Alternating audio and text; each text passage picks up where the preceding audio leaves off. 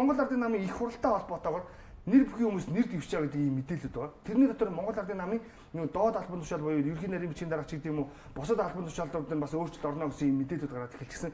Үүнтэй зэрэгцээд намын даргаасаа доогуур байдаг намын удирдах албан тушаалд нэр дэвшиж байгаа хүмүүс нь бас мапантай хүмүүс байна гэдэг мэдээлэл. Юу вэ гэхээр шууд цэгийн дээр гарчихсан байна. За ингэж 6 тэрбумын баяр магнаа нэр дэвшиж байгаа юу гэдэг.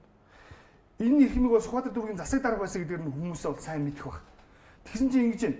Сүхбаатар дүүргийн засаг дарга байхдаа 6 тэрбумын хэрэгт холбогдсон баяр магнаа 60 тэрбумын бүлэглэлээс нэр дэвших болжээ.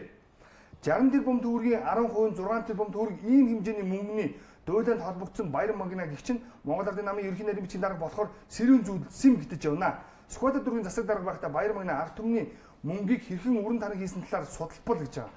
Анх 2011 оны 8 сард Сэлб гоолыг сэргээх төслийг нийгмийн арчил Монголын залуучдын холбоог санаачлан нийслэлийн удирдлагууд танилцуулсан ах нарын зүгийг барьсаар төрд орсон Сүхбаатар дүүргийн засаг дарга баяр магнаа энэ ажлыг гардан удирдах үүрэг хүлээсэн.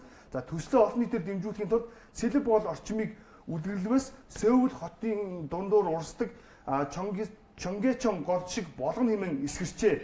Хотын иргэд сонссон баяссан. За ингээд их тойргийн гүүрнээс Голден Вил хотхны гүүр хүртэлх 350 м, Голден Вил хотхны гүүрнээс Арслантай гүүр хүртэлх 1.3 км газрыг 2 үе шаттайгаар тогтжуулна гэж хошруулсаар баяр магнаа 6 тэрбум төгрөгийн төсөв батлуулж авчээ. Ерхий сайдаар дээвэр хийсэн тул ажлаа саадгүй бүтэж мөнгө дансанд нь орсон байна. За энэ бол 2012 онд болсон явдал юм байна. Гэтэл 5 жилийн дараа өнөөдөр Улаанбаатарчууд Сэлб гоолч үгүй болчихсон хэсэгэн талбай цемтлэж нэлээд газрыг сандаачиж шороо овоосон дүр зургийг харж байна. Бүхэл бүтэн голыг алга болгоно гэдэг байгаль орчны эсрэг ноцтой гэмт хэрэг мөн бэлтгэсэн. Тэгээ энэ сэтгэлдүүд нэг биччихсэн байна. Сүхбаатар дүүргийн 13 дугаар хорооны нэргийн инх цэцэг баяр магнаа хийсэн ажлыг бол мэдэхгүй гэж хэлсэн байна. Тэгээ баяр магнаа Сэлб гоолыг сэргэнэ гэдэг том дугаараад байсан. Одоо Сэлб хэрэгцээ юм хаана нэ гэдэг. Зүгээр энэ худлаа ярьж байгаа зүйл биш ээ. Энэ их сурвалжийн юу вэ гэхээр шууд цэгийн минь бичээд Сэлб болоо сэргийх иргэний хөдөлгөөний ахлагч Төмөн Дэмбэрл гэдэг хүн хэлсэн юм. Юу гэж хэлж юм гэхээр иргэдийг төлөвлөж ажиллах чадварыг нотлож харуулсан их хэмжээний мөнгөний дуйланд нэр холбогдсон дүүргийнхээ намын асуудлыг шийдэж чадаагүй ийм хүн Монгол Ардын намын ерөнхий нарийн бичгийн даргын ажлыг хийж чадах уу? Ядаж байхад 6 тэрбумын хэрэг нь сөрөг хүчнийхнийг сөхөж ороохоор бэлтгэж байгаа юм байна. Намын нэрийг чирээ дуусгах үедээ гэсэн ийм зүйл байна. Одоо Сэлб гоолыг мэднэ. Яг бол үзэгч таахгүй 2012 он тухайн үед эрх баригчид үнэхээр Сэлб гоолыг бол яг л Солонгосын хоролт адилхан болгоно гэж ярьжсэн. Тэгээ хамгийн сүүлд нь хийсэн ажил нөгөө нэг Арслантай гүрний хажуугаар нэг юм усаар өлөрч юм хийсэн тий. Тэр нь уучлаарай зүгээр нэг юм турбаны засвар хэдэн ус гоож байгаа шиг юм хийгээ ачсан. Тэгээд тэрнийхээ ойролцоог хэдэн хавтан тавьсан. Тэгээ уучлаарай Сэлб гоол сэргсэн зүйл байхгүй. Гэтэл энэ ажлыг хийхийн тулд 6 тэрбум төгрөгийг батлуулчихсан байна шүү дээ. Энэ мөнгө хайцсан бэ? Тэгвэл намын дарга, намын нэр хүнд, дүүргийн намын дарга ч гэсэн ялгаа байхгүй. Намын гэдэг нэр хүндийг ашиглаад мөнгө босгоод түүгээр юу ч хийгээгүй хүмүүс дахиад үргэлжлүүлээд намын удирдах байгууллага руу зүтгэж гинэ гэдэг ч одоо юу гэсэн юм бэ? Энэ Монгол Ардын намын даргаас чи юу болчихсон бэ гэж асуух гэдэг. Дандаа өнгөрсөн баларсандаа эдсэн уусантай ийм хүмүүс.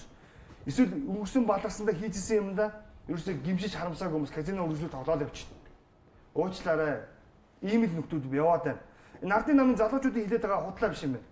Намын анхан шатны гишүүд дэмжигчдийн үгийг сонсохгүй зөвхөн дарга нар өөр хоорондын тойрон хүрээлэгчтэй дарга болох гэж зүтгэдгийн шалтгаан энэ юм биш үү гэж хэлэх гээд байгаа. Энэ дэр магадгүй нөгөө нэг одоо юу гэдэг Монгол Ардын намын дарга нэр дэвшээд байгаа хаяг хэрэг хэлж болох л асуудал болчиход байгаа. Өмнө хоёул ярьжсэн шүү дээ. Одоо бас намын дарга нэр дэвшээгээ явчихсан. Гэтэл хаяг хэрэг гэдэг хүн өмнө нь дархны намыг яаж бутлан задлгсан бэлээ. Намын гишүүд хэлдэг юм биш шүү дээ. Хуль хаяг хэрэг гэж ярьд юм бэл. Тэгээд дархны хонгор сумыг яаж бохирдуулсан, хордуулсан, үүндээ хариуцлага үүргэх тухай огт яриаггүй. Энэ асуудал бас л хаяг хэрэг гэдэг үгтэй холбоотой. Тэгсэн хэрнээ одоо намын бүлгийн дарга, их хурлах намын бүлгийн дарга гэж өөрийгөө цололдог. Намын нөхдүүд дэмжээ гаргаад өчгсөн.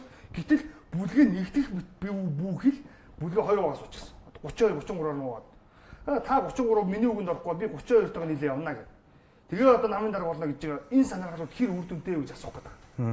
Энэ Ардын намын чинь бас нэг ажил хийе гэсэн хэсэг бүлэг нөхөд байхад нөгөө талд нь бас үүмэлээ гэдэг хэсэг бүсэг нөхөд намын нэрийг ашиглаж мөнгө босгохын эдийн үе гэдэг нөхөд яваад байгаа юм биш үстэй гэж хэлэх гээд байгаа маа.